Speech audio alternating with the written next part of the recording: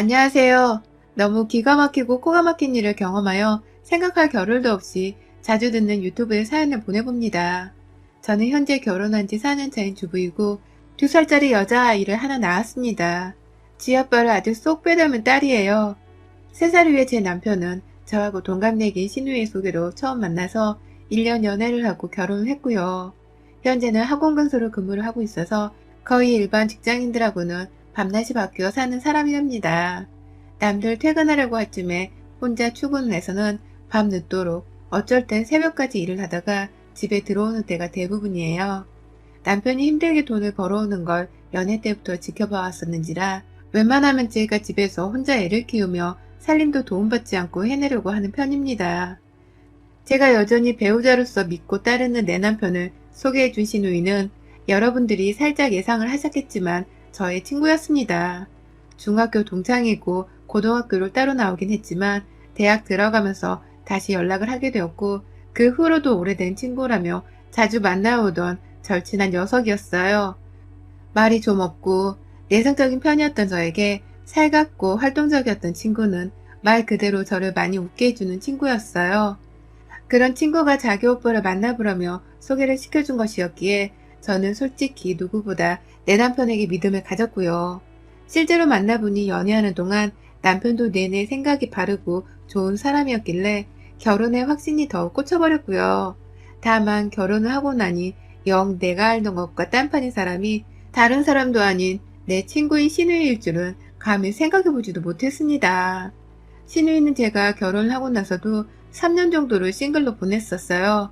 결혼한 지 이제 막 1년이 되어가는 신혼을 지금 살고 있는 중이죠. 저희 신혼집을 제 집처럼 드나들곤 했습니다. 뭐 우리 부부를 결혼하게 만들어준 은인이기도 하고 무엇보다 저의 친구이기도 하니 제 집에 그리고 자기 오빠네 집에 놀러 오는 게 편하게 느껴지는 게 또 당연하게 느껴질 수도 있었겠지요. 아무리 그래도 우리가 신혼부부인데 매주 한 번도 아니고 매일 한 번씩은 내 집을 들락날락 하는 건 정말 못 참겠더라고요. 말도 잘 꺼내지 못하는 저는 친구가 제 집을 결혼하고 4달 동안 내내 매일같이 찾아오는 꼴에 진이 다 빠질 지경이었는데 차마 오지 말란 소리를 할 수가 없었습니다. 소극적인 제가 등신 같은 것이 첫 번째 이유였고 두 번째로는 저희 집을 올 때마다 시누이가 내가 소개시켜준 커플인데 뭐 해주는 것도 없고 말이야.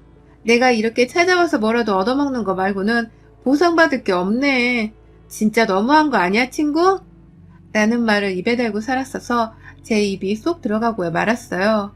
우리를 소개시켜 줬더라도 그게 다 우리 두 사람이 서로를 마음에 들어 했으니까 결혼까지 한 건데 소개시켜 준 것만으로도 무슨 대가를 바라겠다고 저리 매번 자기한테 보상이 없는 소리를 해대는데 저도 사람인지라 친구 사이를 딱 그냥 절교를 해버리고 싶을 만큼 두 번 또 보기가 싫을 정도로 별로였습니다. 결혼 초반에는 괜히 시누이하고 관계 이상해졌다가 시댁 어른들한테 그리고 남편한테까지 욕을 먹을까봐 제대로 말도 못 걸어봤어요.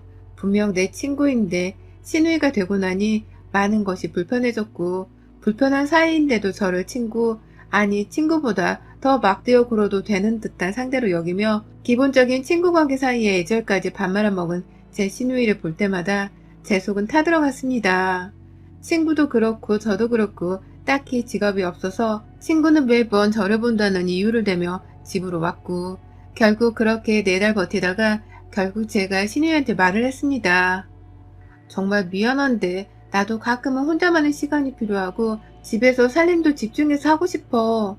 남편 퇴근하고 들어오면 또 밥 차려야 해서 저녁이 후딱 지나가는데 너가 이렇게 매번 찾아오면 나는 진짜 하루 중에 너랑 수다만 떨다가 아무것도 못하고 저녁에 남편 밥 차리며 살림까지 다 해야 해. 라면서 진짜 최대한 내 친구니까 기분 안 나쁘게 잘 말해야겠다면서 얘기를 꺼냈는데 시누이가 글쎄 그런 건 평소에 좀 미리미리 말해주면 안 돼? 난 네가 나 올 때마다 점점 표정이 떨떠름해지는 건 알고 있었는데 굳이 아무 소리 안 하길래 괜찮은 줄 알았지. 내가 귀찮다고 미리 말을 해줬어야 나도 자존심 상하게 여기 안 왔을 거 아니야. 괜히 시간 내서 매일 찾아왔네. 라고 말입니다.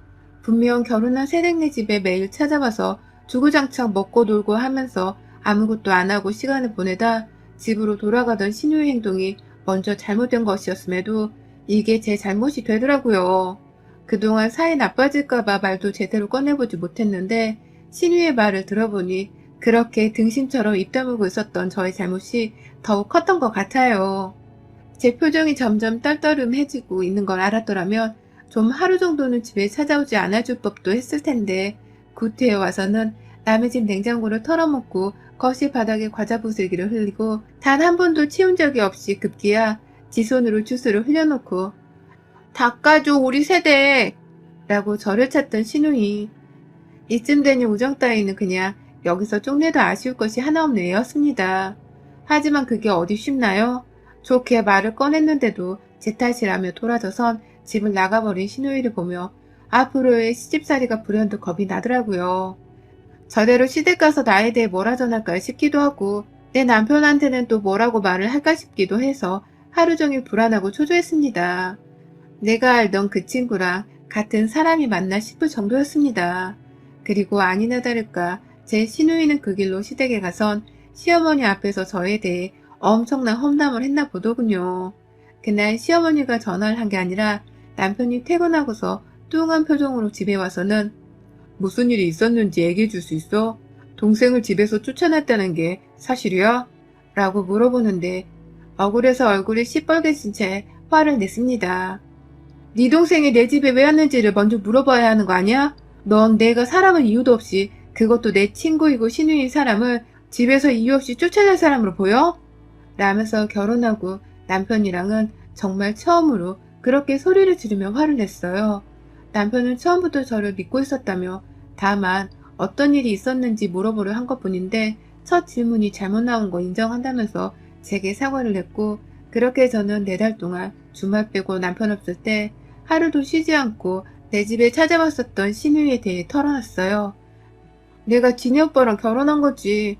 지 뒤치다거리하고 간식 만들어주려고 결혼한 건 아니지 않냐면서 남편 앞에서 이대로는 못 살겠다는 초강수의 말을 꺼내니 남편은 지 동생이 원래 막내라서 남 배려를 잘 못한다는 소리를 하면서 절 달랬습니다. 그 길로 당장 시댁에 전화를 해서는 지 동생한테 너는 우리가 이제 막 결혼해서 한 집안에 살며 적응하고 있는데 눈치도 없이 매일 찾아와서 도대체 뭔 짓을 한 거야? 그래놓고 뭐? 내 와이프가 널 쫓아냈다고? 벌써 집안에 들어온 가족이랑 분란을 만들려는 거야? 어? 라면서 한판 화도 냈고요. 옆에서 듣고 있던 시어머니도 사태 파악이 되셨는지 그래 얘들끼리 오해를 했나 보다. 친구 사이니까 그럴 수 있지. 라며 무말을 하고 전화를 끊으셨어요. 시어머니도 그간 신우이가 우리 집으로 매일같이 출석한다는 걸 다 알고 계셨으면서 모른 척 넘기려 하는 모습을 보니 딱 지 딸내미부터 먼저 챙기려 한다는 것이 눈에 다 보일 지경이었죠. 섭섭은 했지만 결혼 초였기에 무조건 이 이상의 싸움은 없어야 한다 생각하며 남편을 봐서라도 참을 했고요. 일주일 정도 시간텀을 두고서 신우이한테 전화를 했는데 신우가 전화를 받으면서 너랑 나랑은 이제 친구로 지내기엔 껄끄러운 사이인 건 너도 잘 알지? 그냥 신우로만 대해줘. 앞으로는 우리 오빠 뒤에 숨지 말고 우리 집으로 안부 인사도 꼬박꼬박 하고 난 이제 네 시댁 식구니까 어려운 줄 알고 제대로 대하라고. 알았어? 라고 말입니다. 심장이 철렁거렸어요. 친구란 애가 급기야 원수가 되었구나 싶기도 했으니까요. 그러더니 정말로 그 후부터 친구는 온전히 제게 신우이 집만을 하겠다고 작정한 사람 마냥 저를 악랄히 괴롭히기 시작했습니다. 친구일 때 평상시에 며느리 될 사람은 우리 집에 깍듯해야지 라는 소리를 줄곧 해오면서 자신의 가치관 같은 걸 공유를 하던 애였는데 그 짓을 저한테 하고 있다 생각하니 정말 미치겠더라고요. 저한테 언니라는 호칭을 쓰면서도 윗사람이라고 존대는 하지 않고 틈만 나면 우리 오빠한테 얘기만 해봐. 나는 억지를 부리면서 시모의 생신, 시부의 생신, 그리고 본인의 생일 때에 선물을 챙기라는 것은 물론이고 집안에 자꾸 큰 경조사태에도 시어머니가 아닌 시누이가 나서서는 제게 시집살이를 시키려는 듯 명령을 해댔어요. 미리 음식을 준비해오거나 돈 50만원어치 혹은 30만원어치를 준비하라며 정확한 금액을 제시하는 건 다반사였고요. 그러다 제가 임신을 하고 출산하는 동안 몸이 너무 안 좋아 남편과 합의를 하고서 친정을 좀 자주 가 있었는데 글쎄 제가 집에 없는 사이에 신우이가 다시 제 집안으로 지 멋대로 찾아오기 시작했습니다. 하루는 친정에 저보러 온 남편이 씩씩대며 얼굴이 붉어져 있길래 무슨 일이냐고 따로 방에 들어가 물어보니 저희 집에서 지 여동생이랑 한판하고 왔다더군요. 와이프 친정에 가 있다는 소리를 하자마자 아무도 없는 사이 집을 들어왔다며 처음엔 저인 줄 알았다가 퇴근길에 신우이랑 딱 마주치고 나서야 눈치를 채고 한 소리 단단히 하고 왔다고요. 그 말을 들으니 너무 꺼림칙스럽더라고요. 남의 집에 와서 주인도 없는데 내 화장품이나 옷에 손대지 않았을까 싶었습니다. 그 길로 내 집에 가서 남편이랑 비밀번호도 바꿨고 그때부터는 일부러 집도 잘 비우질 않았습니다. 신우이가 이젠 정말 내 친구가 아니란 생각이 가득이었는지라 저런 진상인 여자를 그동안 친구로 데리고 살았던 나의 어린 시절을 밑도 끝도 없이 자책을 하면서 시댁 식구들, 그러니까 웬만하면 신우이랑 더욱 거리를 두고 살고자 말도 잘 안 나눴어요. 앞서 말씀드렸듯이 이런 애는 신우이고 뭐고 그냥 내 인생에 안 두고 사는 게 100번 1000번 나을 테니까 미련 없이 제가 무관심으로 일관하려 한 것이었어요. 그러다가 신우이가 연애를 한다고 지 연애에 빠져서는 한동안 얼굴도 비추지를 않고 간간이만 시댁 일에 나서면서 저한테 신우이 노릇을 하더니 급기야 결혼을 하더라고요. 자기보다 연하의 남자하고 말입니다. 신우가 따로 직업이 없는 사람이었는지라 남편 될 사람은 뭐하는 사람인지 궁금하기도 했었는데 남편의 말을 들어보니 글쎄 그 집 남자도 무직이라는 겁니다. 설마 집이 뭐 대대로 건물주 이런 거냐고 물어보니까 그건 아니지만 돈이 꽤나 많은 집안이라고 하더라고요. 무슨 복이 있길래 저런 인상 가진 신우이가 돈 많은 남자한테 시집을 턱 가나 싶어서 세상 웃기더군요. 제발 시집가면 그 집에서 시집살이라도 좀 후되게 당해서는 나한테 역지사지를 느끼며 두 번 다신 시어머니한테 안부 전화 하라 마라 잔소리를 하지 않게 되기만을 간절히 기도했습니다. 지랑 똑같은 신우이를 하나 만나가지고 신혼 초부터 매일같이 집에 들락날락하는 신우이 때문에 골머리를 앓기만을 진심으로 바랬죠. 하지만 아쉽게도 그런 불행은 신우이년한테 일어나지 않았고요. 오히려 신우이는 지도 이제 누군가의 와이프 소리를 듣고 사는 게 좋은 건지 다시 제게 친구인 양 행세를 하면서 전화가 왔습니다. 잘 있지? 결혼하고 나니까 너랑 수다가 너무 떨고 싶은 거 있지? 라는 말과 함께 저번에는 지낸 시댁에서 무슨 브랜드의 옷을 갖다 사줬고 이번에는 또 무슨 브랜드의 가방을 사줬고 용돈 얼마 넣어줬다면서 그놈의 자랑을 아주 끝도 없이 해대는 바람에 저는 집에서 살림하다 말고 이게 무슨 신혼년에 봉창 두드리는 소리인가 싶었습니다. 자기 입으로 전 이제 자기가 친구가 아니라고 하더니만 이제 다시 마음이 풀려선 나를 지 친구를 여기려는 건지 왜 지네 집 시댁사랑을 나한테 친구인 마냥 털어놓나 싶더라고요. 근데 이런 전화를 몇 통 받는 것쯤은 정말 일도 아니었어요. 신우이가 올해 저한테 한 짓거리를 생각하면 소름이 돋는 기분이 듭니다. 저희 신우이가 작년부터 갑자기 미니멀리즘에 엄청나게 꽂혀 있었어요. 그 불필요한 물건의 소비를 하지 않고 막 버리는 행위를 말합니다. 사실상 미니멀리즘이 언제부터 물건을 버리는 것을 지칭하는지는 모르겠지만 신우이는 그것에 꽂혀가지고 저한테 그렇게 전화를 해대서는 미니멀 라이프를 강요하기 시작했어요. 작년 말에 갑자기 시작했습니다. 한 번은 저희 집으로 무턱대고 찾아가서는 내가 요즘 미니멀 라이프에 빠졌는데 이걸 친구인 너한테 꼭 알려주고 싶었어. 라면서 한참을 그 얘기만 하더라고요. 물건을 버리라고 말이죠. 버릴 게 있어야 버리던지 말던지 하지. 저는 미니멀리스트도 아니고 그냥 딱 맥시멀리스트로 지금 가지고 있는 것에 만족하면서 잘만 살고 있는데 자꾸 멀쩡한 물건까지 지 손으로 끄집어내면서 이건 내가 보니까 너네 집에 필요 없는 거야. 갖다 버려.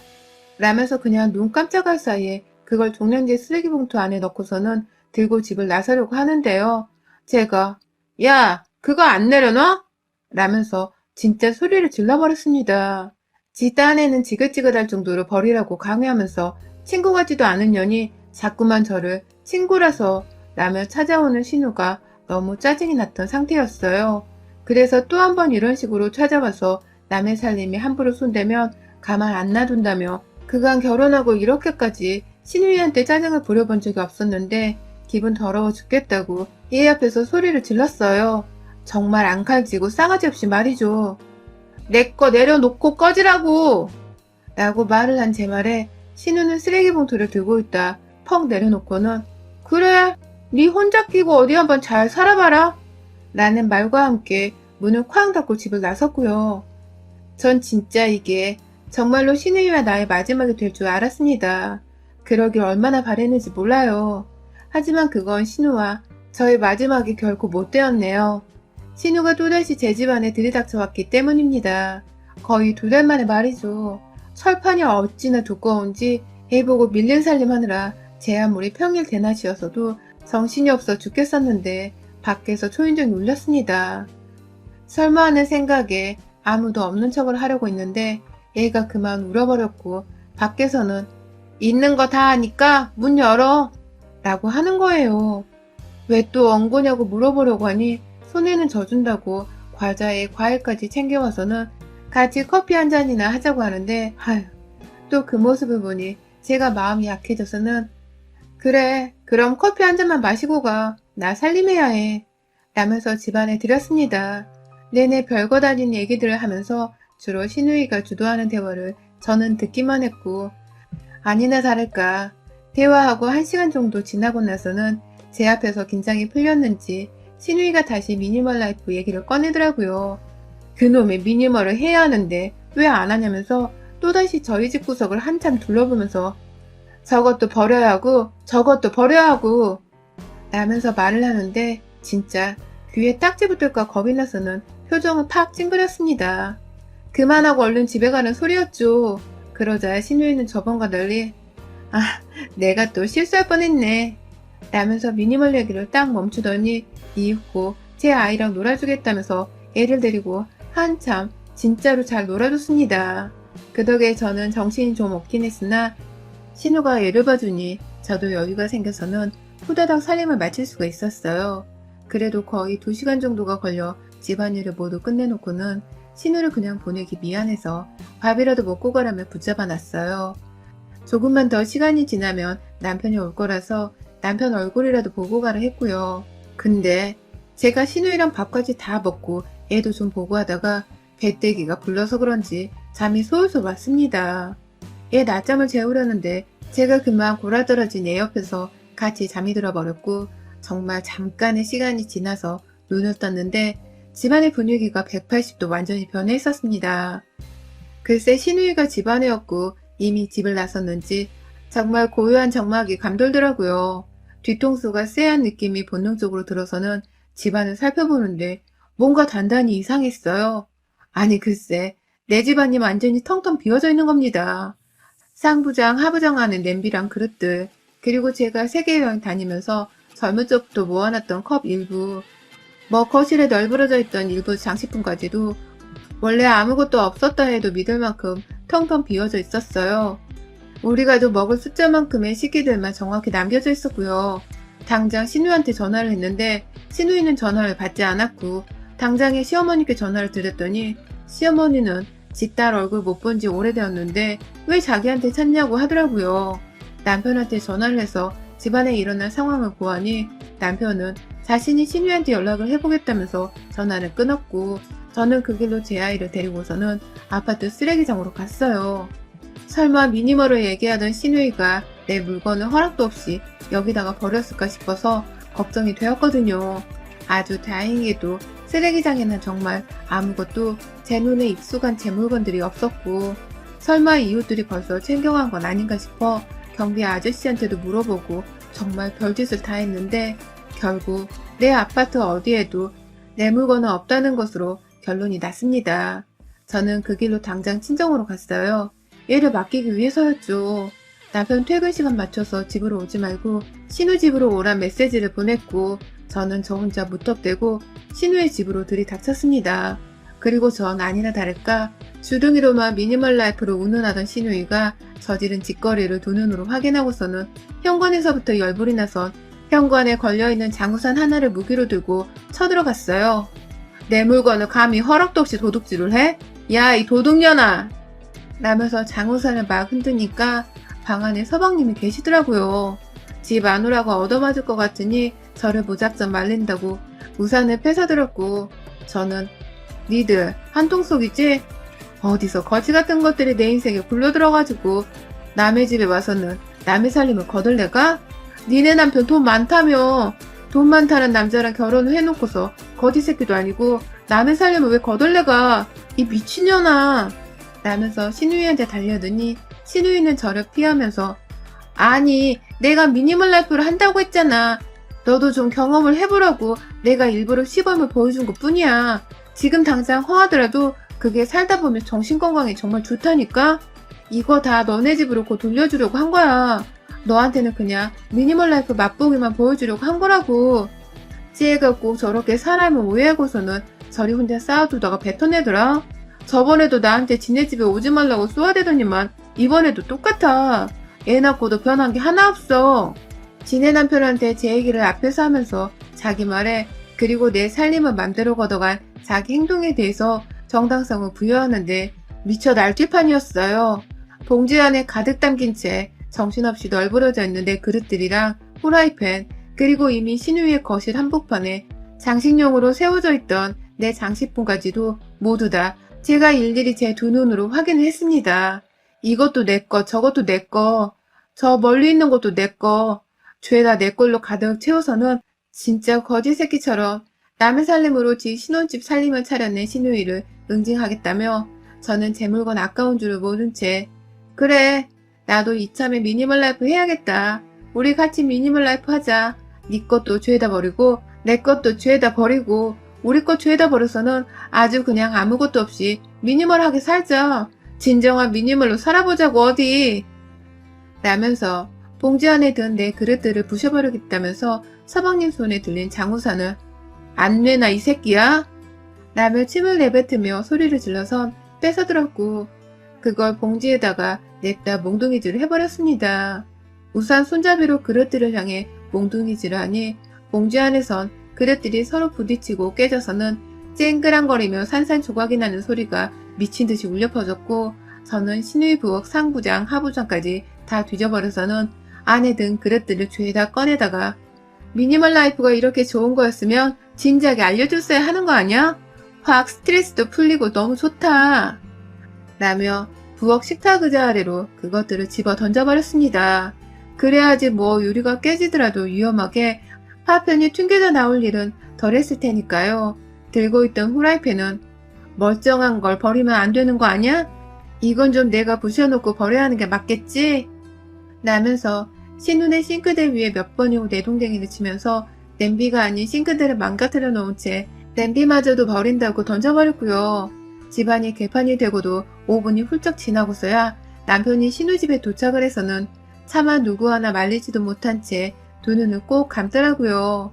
지가 보기에도 여동생 집안이 정말 난장판이 되어 있는 게 아찔했겠죠. 저는 그런 남편을 확인한 채 말려달라고 애원하고 있는 신우이를 확인하고 나서야 당신 왔어? 신우이가 한 대로 똑같이 해주느라 좀 정신이 없었네. 이쯤 하면 똑같이 해준 것 같아. 가자 이제. 라면서 들고 있는 마지막 냄비 하나까지도 싱크대 위에 처박아 두고는 신랄하게 움직이느라 땀이 송글송글 맺혀있던 얼굴을 닦아낸 채 남편을 한번 홀깃거리곤 혼자 집을 나섰습니다. 제 딴에는 네 동생 간수를 똑바로 안 하면 또 이런 일이 생길 줄 알라는 경고의 눈빛 같은 것이었어요. 그걸 알아들었는지 남편은 그러게 내가 좀 잘하라고 했잖아 이 또라이야. 라면서 핀잔을 주고는 저를 따라 나왔습니다. 저는 감히 신우네 집에 또 갈 수가 없었어요. 그 집이 너무 개판이 되어버렸던 바람에 솔직히 복수다운 복수는 다 해줬는지라 또 가서 괜히 엮이고 싶지가 않았거든요. 남편은 저한테 스트레스 잘 풀었냐면서 우리 집에 없는 식기들은 이제 어떻게 할 거냐고 우픈 목소리로 물어봤고 저는 남편에게 당신 카드로 다시 그거 사야지. 뭘 어쩌긴 어째. 네 동생이 저지른 일인데 설마 나보고 그걸 다 감수한 채 없이 살라는 거야? 정말 나보고 지금 미니멀 라이프로 살라는 거야 지금? 라면서 당장 카드를 내어놓으라고 했고요.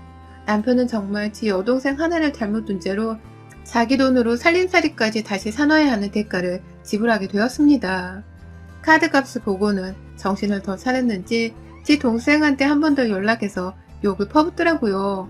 저한테 행동 똑바로 안 하고 살면 다음에 내 손이 네 남편도 정신 차리라고 맞아 뒤질 거라며 니들 돈으로 알아서 살림 꾸리고 정직하게 살라고 한참을 홍군형을 내주다가 전화를 끊었어요.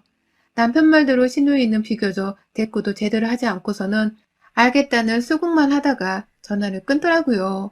이제 보니 남편이 돈이 많기는커녕 그냥 능력도 없는 백수 새끼가 시누이한테 어떻게 공갈을 쳤는지 결혼까지 해가지고는 시누이한테 완전 빈대부터 먹어나 보더라고요. 그 바람에 지남편의 재정 상태를 뒤늦게 알게 된 시누이가 미니멀 라이프 소리를 해대면서 살림살이를 아껴보겠다고 발악을 하다가 급기야 저한테 꼼수를 써서는 제 살림살이를 거덜내려고 허튼 수작을 부렸던 것이고요. 다 알고 나니 신우의 사정이 같은 여자로서 너무 딱한 바람에 내가 한 짓이 좀 심했었나 싶기도 했지만 아휴 그날 내 집안의 살림이 내 허락도 없이 거덜났던 그때를 떠올리면 지금도 속에서 천불이 나서는 뒤집혀질 것처럼 빡이 치네요. 그간 신우가 저한테 해온 짓거리를 생각해서라도 용서나 사과는 절대 가당치도 않은 일이고 말이죠. 어디 이제 살림 힘든 집구석에서 결혼하고 살아야 하는 우리 시누이가 얼마나 지는 잘 살고 잘 처신하고서 다니는지 지켜볼랍니다. 못 살면 더더욱 좋겠어요. 여러분의 생각은 댓글로 남겨주세요. 오늘도 시청해주셔서 정말 감사합니다. 안녕하세요. 저는 결혼한 지 이제 겨우 6개월 차에 진입한 새 신부이자 새 며느리인 30대 초반의 여자입니다. 90년생이 온다고 하잖아요. 저 또한 제가 90년생인지라 그런지 모르겠지만 TV나 주변에서 들리는 고리타분하고 일방적인 시집살이에 절대로 당하고만 사는 결혼생활을 하지 않겠다는 굳세 마음을 은연중에 하고 있었는데요. 결혼하고 나니 왜 불만이 있어도 며느리들이 시댁의 쉽사리 행동으로 반항을 하지를 못하는지를 알겠더라고요. 결혼하고 철든 게 아니라 결혼하고 눈치 볼 일이 많아져서 그런 겁니다. 속 뒤집어질 각오, 그리고 다시 그 뒤집어진 속을 펼칠 각오를 하며 제 사연을 재밌게 들어봐 주세요. 제가 결혼할 시기에 코로나가 대한민국뿐만 아니라 전 세계를 뒤흔들고 있었어요. 뭐 지금도 그렇지만 6개월 전에는 결혼 준비하면서 이 초유의 사태에 난감하다 못해 정말 없던 흰머리가 다 나고 머리털이 빠져버릴 것 같다는 생각이 들 지경이었습니다. 그래도 제가 좋아주고려 하는 남편과의 결혼이 절실했고 시부모님도 아들 장가 보내는 것이 저만큼이나 절실하셨는지 코로나로 결혼식을 미루는 것은 아예 예정에도 두지를 않은 채 계획대로 진행해 나가셨습니다. 저희 부모님께서는 조금 더 상황을 지켜보다 내년에 해도 되지 않겠냐 하셨지만 급하게 시댁에서 결혼 전 한 번 더 밥을 먹자고도 하시고 예물예단을 정리해서 말을 맞춰보자고도 하시고 또 그 와중에 신혼집 계약건까지도 이미 결혼을 앞두기 반년 전부터 혼자 발벗고 나서서 알아보시고 다니신 바람에 해놓은 것이 너무 많아 도저히 뒤엎을 수가 없었네요. 저희 남편은 직업이 의사입니다. 인기가 많고 돈도 잘 번다는 피부과 의사이고 저보다 나이는 겨우 3살이 많은데 주변에 선배를 잘 둬서 그런지 벌써 선배들이 개업하는 병원에 따라가서 일을 할 거라며 자기 혼자 남아있는 대학병원에서의 꿈을 막 키우더라고요. 야망도 충분히 있는 사람 같아 보였고 잘 되려고자 하는 욕심이 있어 보여 그 점이 참 배우자로서 마음에 들었습니다. 내가 아이를 낳더라도 이 남자의 무능력함 때문에 곤란한 상황에 처하진 않겠다 싶었거든요. 그런데 결혼하며 하나 의아했던 것이 있었습니다. 바로 이런 잘난 남편 같은 아들을 낳고 키운 시부모님의 존재였어요. 남편은 그냥 본 뒤 태어나면서부터 머리 좋은 시어머니를 쏙 빼닮고 자란 것 같았습니다. 욕심이 좀 있고 가지려는 건 가지고 싶어하는 모습까지 정말 비슷했죠. 그래도 남편은 직업이라도 좋고 잘 배운 사람이니까 그 욕심이 좀 더 좋은 쪽으로 재능 기부를 하면서 잘 쓰이고 있었는데요. 저희 시어머니는 전혀 그렇지 못했어요. 시아버지께서 사업을 하다가 쫄딱 말아드시고 그 후 붕어빵 장사를 하게 되시며 겨울에는 길가에서 붕어빵을 팔고 여름이면 시원한 슬러시에 길거리 화채를 팔면서 생계를 이어오셨다고 들었습니다. 어려운 집안에서 남편이 힘들게 공부를 해서 의사가 된 건 줄 알았는데 잘 들어보니 시아버지가 비록 사업망에 작은 길거리 장사를 시작하셨을 뿐이지 현금으로 벌어들인 돈이 엄청났다고 하셨습니다. 웬만한 대기업 직원 저리 가라 할 정도로 장사를 해서 벌어오는 돈이 세금 없이 주기적으로 호주머니에 들어왔고 그 돈으로 남편은 비교적 여유있게 잘 자랐다고 해요. 남편 밑으로 여동생 하나 있는데 둘 다 하고 싶었던 과외도 턱턱 받으면서 학창 시절을 보냈다고 하니 마냥 없는 집안은 아니었던 것 같습니다. 그런데 시어머니는 늘 자기 남편의 직업이 마음에 들지 않으셨나 봐요. 제가 처음 이 집안에 인사를 드리러 왔을 때에도 이미 남편을 통해서 시아버지가 무슨 일을 하고 계시는지에 대해 다 전해들었는데도 너희 시아버지는 아직 회사를 다니고 있어서 많이 바쁘지만 라고 말을 시작하셨어요. 직장 다니는 사람이라 평소 얼굴을 잘 못 볼 수 있으니 인사 온 김에 깍듯하게 받들라는 듯 말입니다.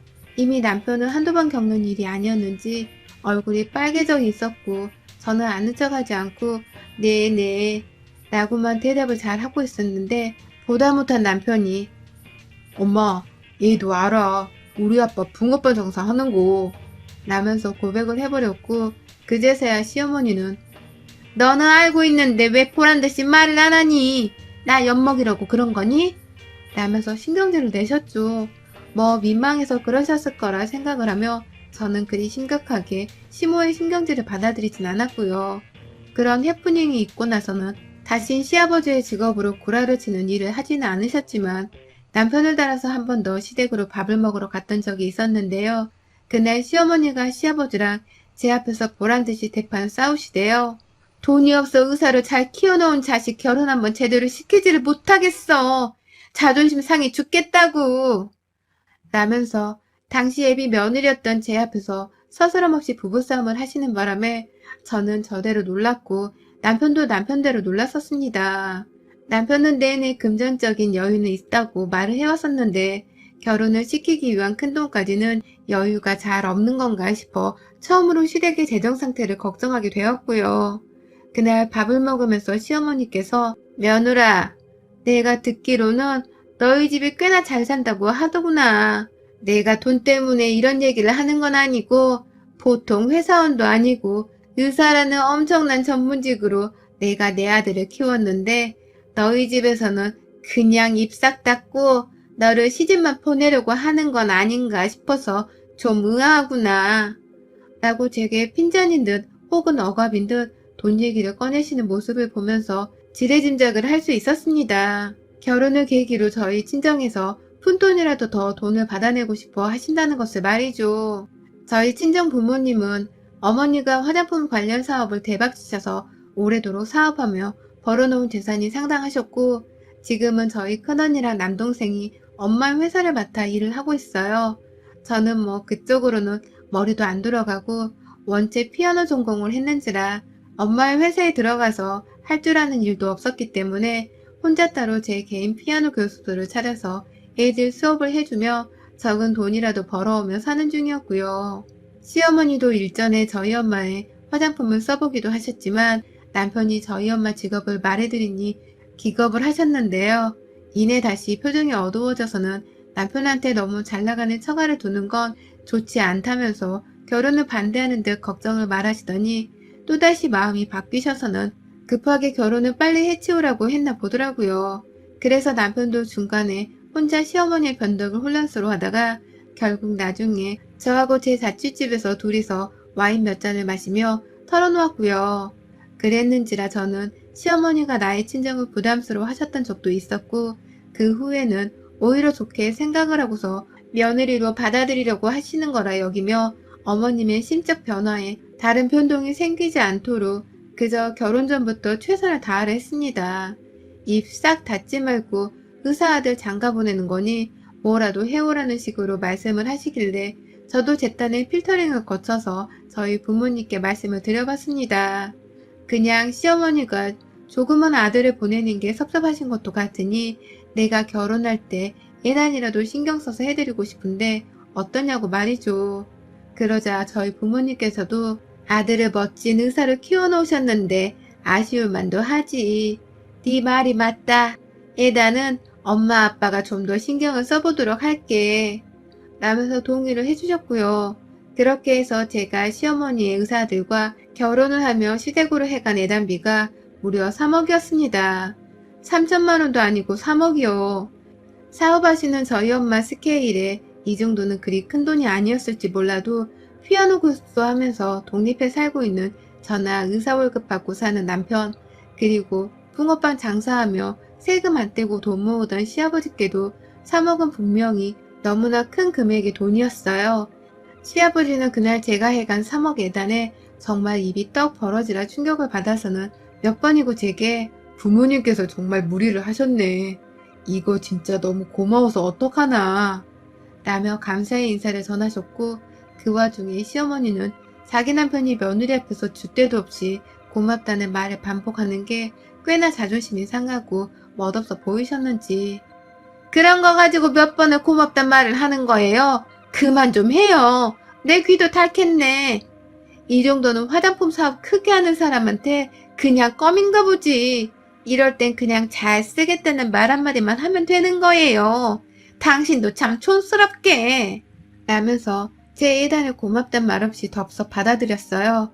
그때 살짝 빈정이 상하긴 했고 우리 부모님께 그래도 감사의 인사 한 번은 주셔야 하는 게 아닌가 싶었지만 결혼하면서 저에게 시집살이를 안 시키며 잘해주는 걸로 감사의 인사를 대신할 수도 있을 거라 생각하며 그러려니 했습니다. 하지만 그 후 바로 문제가 또 생겼어요. 시어머니가 쭉 저희 결혼 전부터 신혼집을 유발나게 알아보고 다녔는데 어째 결혼하기 전까지 구입하셨단 말이 없는 겁니다. 저희는 예단 3억까지 해갔는데 설마 집 구하는 것까지 우리한테 도움을 요청하려는 건가 싶어 슬슬 걱정이 되었어요. 그럴 줄 알았으면 예단이고 뭐고 그냥 아무것도 안 해가고 차라리 집값을 보태는데 돈을 더 들였을 테니까요. 하지만 그럼에도 남편조차 걱정을 하지 말라고 하고 시어머니도 집 얘기를 따로 더 꺼내질 않아서 잘 진행이 되고 있겠구나 싶었는데 하루는 시어머니께서 연락이 왔습니다. 제 피아노 교습소를 한번 구경해보고 싶다면서 주소를 찍어달라 하셨고요. 그렇게 해서 제가 잠시 수업을 하지 않은 그 시각에 시어머니를 교습소로 초대를 했는데 어머니께서 그러셨습니다. 집을 좀 보태줘야 하는 게 정상이 아니냐고요.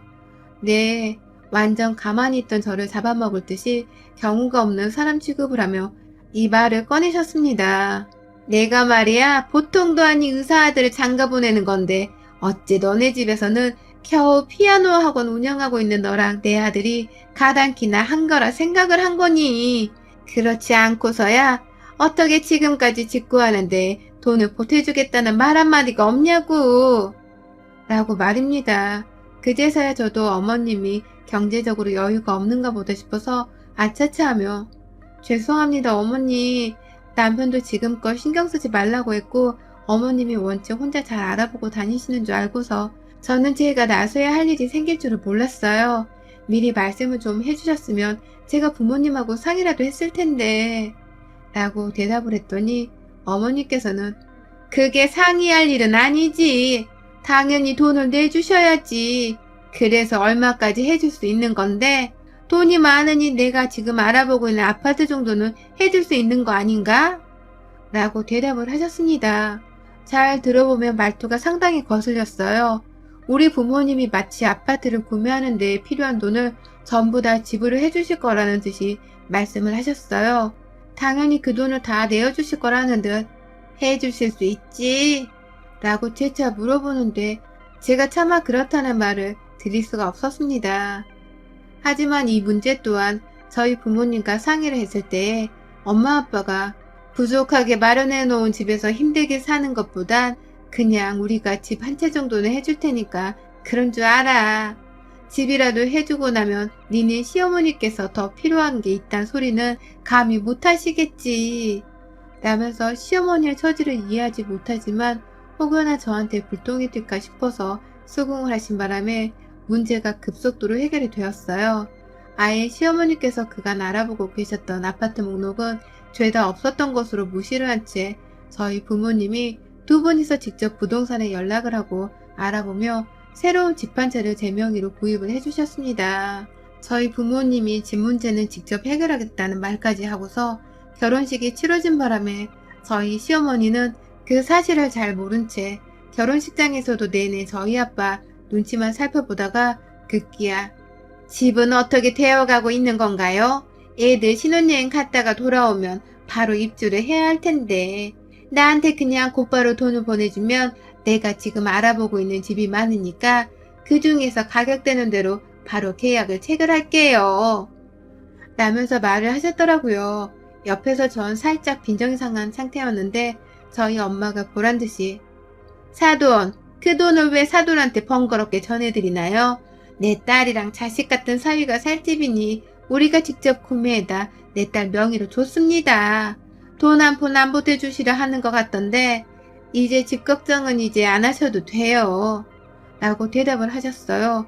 아주 시원스럽게 말입니다. 그 말에 시어머니는 벙쪄서 입을 다무셨고 집이 해결이 되었다며 그냥 그대로 고개를 끄덕이며 수긍한 채 자리를 벗어났고요. 그쯤 되니 설마 우리 부모님께 집값을 핑계로 돈을 전달받고 그중 저렴한 집을 찾아 구매를 하고 남은 돈은 혼자 중개비 같은 걸로 꽁ጭ 참였나 싶기도 했습니다.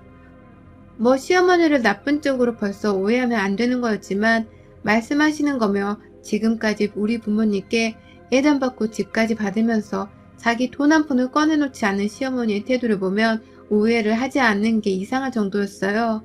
하지만 시어머니와의 본격적인 갈등은 결혼 후에 시작되었습니다. 결혼 전 애물이나 집 문제는 정말 약과에 불과했네요. 저희 남편이 의사라는 건 같이 사는 저도 잘 알고 있는 일이었는데 저희 시어머니는 자기 아들을 저한테 뺏겼다고 생각을 하는 건지 아니면 저희 엄마가 제 명의로 사준 집에 자기 아들이 살고 있는 것이 배가 아팠는지 허구한 날 저를 향해 지 새끼 잘난 얘기를 한다고 제 귀를 거의 닳게 만들었습니다. 내가 기껏 의사로 키워놨는데 어처구니 없이 피아노 선생한테 장가를 간다고 해서 얼마나 얼척이 없었는지 몰라. 난 의사 며느리 하나 정도는 얻을 줄 알았는데 말이야. 라면서 제 직업이 의사에 가당치도 않다는 말로 기분을 더럽게 만들기도 하셨고요. 얼마나 어릴 적부터 애가 똑똑했는지 몰라. 그런 애가 지명이 아파트 하나 없이 마누라 집에 얹혀 산다고 생각하니 내가 정말 가슴이 아파서 요즘은 자다가도 벌떡 일어난다. 어쩌다 내 의사 아들이 이런 결혼을 했을꼬. 라며 제 명의의 아파트에 살고 있는 신혼생활 그 자체를 부정하셨어요. 저 같다면 누가 자기 아들을 집 걱정 하나 없이 공짜로 얻게 해줘서 너무 고마울 것 같은데 우리 시어머니는 그런 일반적인 생각과는 정반대셨습니다. 오히려 앞서 말씀드렸듯 제 직업과 지금 현재 제 명의로 되어 있는 집을 핑계삼아 자꾸만 저와 저희 친정을 경우 없고 막대먹은 집구석 취급을 하며 지 아들이 잘난 맛에 빠져 사셨어요. 자랑할 게 그거밖에 없으니 아들 얘기만 하는 거라고 이해를 하긴 했지만 이것도 자꾸 겪다 보니 진짜 토가 쏠릴 정도로 거북스러웠어요. 그러던 중 급기야 시어머니가 일반 상식을 넘어선 무리한 요구를 저희 친정에 해왔습니다. 하루는 저희 친정엄마가 진짜 썩을년 하면서 한밤중에 저희 집에 남편이 있는 걸 확인하고는 집으로 직접 아버지랑 찾아오셨어요. 자네 어머니 진짜 왜 그러니? 왜 그 모양이냐고 라면서 화를 내며 제게 문자를 보여주는데 세상에 정말 가관이더라고요. 시어머니가 글쎄 저희 엄마의 카톡으로 저한테 해온 것처럼 지 아들 의사인 것을 유세떠면서 내가 의사 아들을 기껏 장가 보냈더니 내 아들이 마누라 명의의 집에서 산다는 게 납득이 가질 않아요. 나중에 피부과 들어가서 일하면 지금보다 돈을 더 많이 벌어올 텐데 라고 문자를 보내오며 아들 앞으로 저희 엄마의 재산 중 일부라도 양도를 해달라는 부탁 아닌 협박식으로 자기 아들 의사란 걸 거들먹거리며 정말 오래도록 끈질기게 연락을 해왔더라고요. 저희 엄마가 사업하고 직접 버신 돈인데 그걸 마치 맡겨놓은 사람인 것 마냥 내 엄마 돈을 지 아들한테 쓰라고 이러쿵 저러쿵 하더니만 급기야 엄마한테 정 내 아들한테 주는 게 섣부르다 싶으시면 저한테 주셔도 되잖아요. 화장품 회사의 주식도 제가 좀 관심이 있고 저도 주식을 자주 해서 잘 아는데 한 10억 정도는 미리 저한테 땡겨 놓으시면 제가 돈이라도 불려놔서 나중에 한 몇십억을 애들한테 줄지 어찌합니까? 라는 말을 가장 최근에 했더라고요. 그러니까 한마디로 저희 남편한테 돈을 주긴 줘야 하는데 그 돈을 직접 아들한테 줄지 아닌 자기한테 미리 땡겨줄지를 정하라는 신박한 개 같은 소리였습니다. 엄마는 이걸 그냥 혼자서 무시하고 넘기기엔 정도가 자꾸 심해지니 기분이 많이 상해버리셨고 어찌 해결을 할까 하다가 직접 그 잘났다는 아들인 사위한테 말을 하는 게 옳다고 생각을 한 듯 했습니다. 남편은 이미 지 엄마의 행동에 쪽팔린 와중에 제가 너 정말 몰랐어? 몰랐던 일이야? 라며 의심을 하니 이 정도까지로 돈을 구걸하고 있을 줄은 절대로 상상도 못했다면서 자신을 믿어달라고 제게 애원하더라고요. 멋들어지게 사업을 하시는 저희 엄마 앞에서는 늘 한없이 작아지는 남편이었는데 시어머니 카톡 내역을 보고는 우리 엄마 눈도 제대로 맞추지를 못했습니다. 결국 저는 어머니께 당장 전화를 걸었습니다. 어머님, 저희 어머니가 어머님과 양도 문제로 저를 찾으시는데 좀 와주시겠어요? 이게 참 한두 푼이 아니라서 제가 어찌해야 할지 라며 일단은 사실대로 말씀을 드렸어요. 양도 문제로 이미 열이 받을 만큼 받았다는 것과 한두 푼이 아니라 제대로 홍군형을 내주며 경고를 하겠다는 말을 숨긴 채 어머니께는 그저 빨리 집으로 와달라고만 했죠. 그러자 시어머니는 무슨 말인지 단번에 알아차리기라도 하셨는지 그래 알겠다. 나한테 따로 연락을 하면 될 것이지 뭘 또 니네 집까지 가서는 아무튼 지금 가마. 아 도장 같은 게 필요할라나? 라면서 혼자 들떠선 전화를 끊고서 1시간도 되지 않아 저희 집에 도착을 하셨어요. 어머님은 저희 집에 와서는 집 분위기가 예상한 것보다 어둡다 생각을 하셨는지 쉽사리 얘기를 먼저 꺼내놓지 못하셨고 제가 먼저 나서서 우리 엄마한테 뭐 돈 맡겨놓으셨어요? 라면서 그간에 나눴던 문자 내역을 토대로 꼬치꼬치 따져 묻자 그제서야 저희 엄마가 저를 번갈아 쳐다보면서 자기 아들한테 말을 하시더라고요. 참 웃긴다 이 집 여자들. 내가 나 좋으라고 그런 거예요? 다 우리 아들이랑 며느리 잘 살라고 아들 기죽지 말고 가장 노릇 제대로 해가며 살라고 도와주고자 돈 얘기를 꺼낸 건데 그걸 설마 우리 아들한테까지 다 일러바친 거야? 사돈 진짜 너무한 거 아니에요? 돈 좀 있다고 감히 의사인 우리 아들한테 이런 쓰잘데기 없는 문제까지 신경 쓰게 만들면 어쩝니까? 의사 아들 없어서 그런 거 모르나 본데 나는 평생을 한 번도 우리 아들한테 이렇게 돈 문제로 스트레스 받게 한 적이 없었어요. 라며 적반하장으로 목소리를 크게 떠들어댔습니다. 돈 달라 유세했던 사람은 시모였는데 졸지에 고자질을 했다면서 저희 엄마와 제가 욕을 먹고 있는 실정이었습니다. 그 바람에 남편도 적당히 하라면서 그 돈이 엄마 돈이 아닌데 애초에 엄마 입에서 자꾸 돈 얘기가 왜 나와? 사람 구질구질하게 하는 건 엄마가 가장 많이 나한테 저질러 왔어. 알아? 라며 자신의 얼굴살을 꼬집어대면서 미쳐버리겠다고 발악을 하는데 저도 그런 화가 난 남편의 모습은 정말 처음이었습니다. 당황한 시모는 내가 다 넣어주려고 네가 별 시답지 않은 애한테 장가를 가버렸으니까 라면서 또다시 저를 무시하려는 듯 말을 하다가 남편이 그 시덥지 않은 내 와이프가 엄마 아빠보다 훨 돈도 많고 사업도 잘 배운 부모님을 뒀다고. 나는 돈 벌키고 아빠 붕어빵 장사하는 거 쪽팔리만 할 줄 아는 엄마를 뒀지만 이 사람은 가족 아끼고 경호하는 바른 부모님을 뒀다고. 내가 의사인 게 뭐 의사가 기껏 해봐야 아픈 사람 치료하고 월급 받는 월급쟁이인데 나까짓 게 뭐. 내가 내 주제에 지금 사는 이 집에 살 수나 있었을 줄 알아? 엄마가 엄마 주제에 3억 예단을 받은 게 가당키나 하냐고. 쪽팔린 줄 알아 좀. 장모님 돈은 엄마랑 달리 장모님이 사업해서 번 귀한 돈이야. 라면서 제가 봐도 살짝은 사이다이긴 했지만 시어머니 입장에서는 가슴에 비수 꽂는 말이겠다 싶은 심한 말을 해대면서 자기 엄마한테 어마무시한 악담을 쏟아냈습니다. 시어머니는 졸지에 가방에 도장까지 챙겨서 온 것 같던데 완전히 입도 뻥끗하지를 못한 채 자기 아들을 한없이 쳐다보고 계셨고요.